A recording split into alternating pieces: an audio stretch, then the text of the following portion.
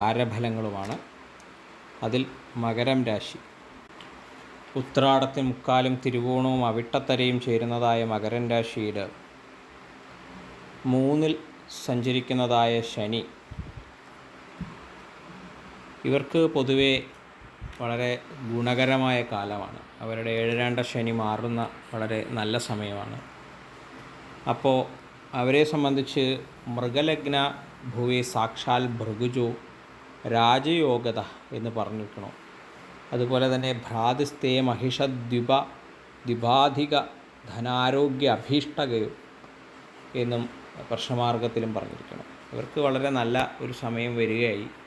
സഹോദര ഗുണം, എന്നാൽ സഹോദരനെ കൊണ്ട് ചില ക്ലേശങ്ങളൊക്കെ അനുഭവിക്കാൻ ഉണ്ട്. ശൗര്യം കൊണ്ട് ചില വിഷയങ്ങളൊക്കെ ഉണ്ടാവും. ദാനം ചെയ്യും, എന്നാൽ ദാനം കൊണ്ട് ചില സാമ്പത്തിക നഷ്ടങ്ങളോ ഒക്കെ ഉണ്ടാവാനുള്ള സാധ്യതയുണ്ട്.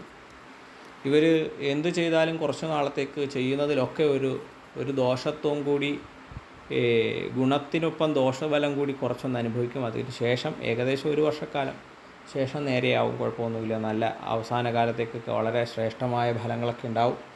ഇവർക്ക് വളരെയധികം ഗുണഗണങ്ങളൊക്കെ ഇവർക്ക് നഷ്ടപ്പെട്ടു പോയതൊക്കെ ഇനി തിരിച്ചു കിട്ടും. പലതും നേരെയായി വരുന്ന കാലമൊക്കെയാണ് മകരക്കൂറുകാർക്ക്. ചൊവ്വയുടെ പ്രീതി ഇവർക്ക്, ഭദ്രകാളി പ്രീതി വളരെ വിശേഷമാണ്.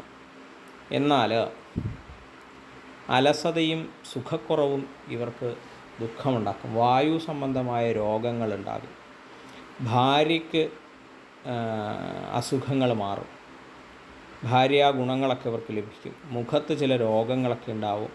ഒട്ടനേകം ഗുണഗണങ്ങൾ ഇവർക്ക് വന്നു ചേരുന്ന ഒരു കാലമാണ് വരുന്ന 2.5 വർഷക്കാലം.